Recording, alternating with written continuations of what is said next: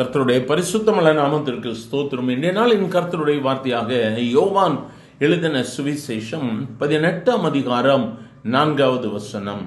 இயேசு தமக்கு நேரிட போகிற எல்லாவற்றையும் அறிந்து எதிர்கொண்டு போய் அவர்களை நோக்கி, யாரை தேடுகிறீர்கள் என்றார். எனக்கு அருமையானவர்களே, இந்த இடத்திலே இயேசு தம்மை பிடிக்க வருகிற யூதாசோடு கூட வருகிற யூதர்களை பார்த்து கேட்கிறார், யாரை தேடுகிறீர்கள்? இயேசுவுக்கு தமக்கு நேரிட போகிறது எல்லாவற்றையும் அவர் அறிந்திருக்கிறார். இயேசு எல்லாவற்றையும் அறிந்திருக்கிறபடியினால், எனக்கு அருமையான தேவ பிள்ளை, உன் இருதயம் இயேசுவுக்கு தெரியும். உன்னுடைய கண்ணீர் மற்றவர்கள் பார்க்க மாட்டாங்க. நீ ரகசியமாக தேவ சமூகத்தில் வடிக்கிற கண்ணீரை என் ஆண்டவர் பார்த்து கொண்டிருக்கிறார். மனிதர்களுக்கு முன்பதாக, குடும்பத்தின் முன்பதாக ஒருவேளை சிரித்த முகத்தோடு கூட இருக்கலாம். ஆனால் நீ உடைந்து போயிருக்கிறாயோ, உன் இதயம் இயேசுவுக்கு தெரியும். அந்த ஜனங்களை பார்த்து இயேசு கேட்கிறார், யாரை தேடுகிறீர்கள்? அவங்க சொல்றாங்க, நாங்கள் இயேசுவை தேடுகிறோம். அதை சொன்ன உடனே ஆண்டவர் சொல்ற, நான் தான், என்னை பிடிங்கன்னு சொன்ன உடனே அவர்கள் பின்னிட்டு தரையிலே விழுந்தார்கள் என்று சொல்லி வேதம் சொல்லுகிறது. உனக்கு விரோதமாய் உருவாக்கப்படும் எந்த ஆயுதமும் வாய்க்காதே போகும்.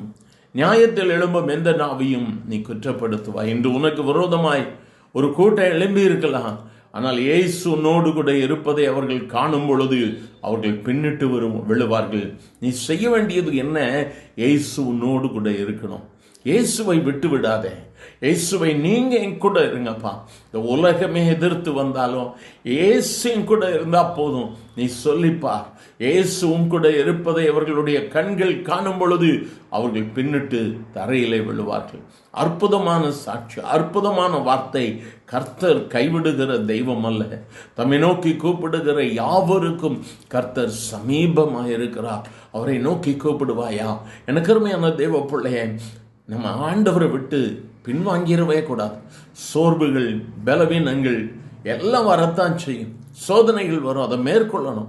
வரக்கூடிய போராட்டங்களை கண்டு இவ்வளவுதான் வாழ்க்கைன்னு சொல்லி பின்னால போயிடாது. இனி நான் ஜெபம் பண்ண மாட்டேன், இனி நான் பைபிள் வாசிக்க மாட்டேன் சொல்லாத. மன்னிப்பு கேட்டு திருப்பி ஆண்டவர்கிட்ட போ. அப்பா, உங்க பிள்ளை வந்திருக்கு ஆண்டவரே, நீ இயேசுவோடு கூட நில், இயேசுவும் கூட இருப்பார். இந்த நாளை ஆரம்பிக்கும் முன்பதாய் ஆண்டவர்கிட்ட சொல்லுவியா, இயேசுவே நீங்க என் கூட வாங்க ஆண்டவரே, இன்றிலிருந்து அதை பழக்கப்படுத்தி பார். இயேசு உன்னோடு கூட இருக்கும் பொழுது உனக்கு விரோதமாய் ஒருவனும் கை நீட்ட முடியாது. இந்த விசேஷித்த கிருபையை, ஆசீர்வாதத்தை ஆண்டவர் நமக்கு தர விரும்புகிறார். பற்றி பிடிக்கலாமா?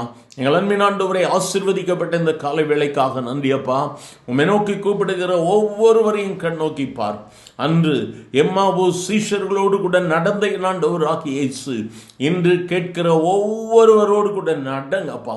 நீங்க கூட இருக்கிறதை இந்த உலகம் காண வேண்டும்.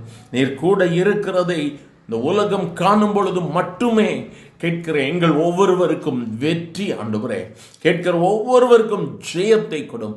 இந்த நாள் ஜெயத்தின் நாளாக இருக்கட்டும். இயேசுவின் நாமத்தில் பிதாவே, ஆமென், ஆமென்.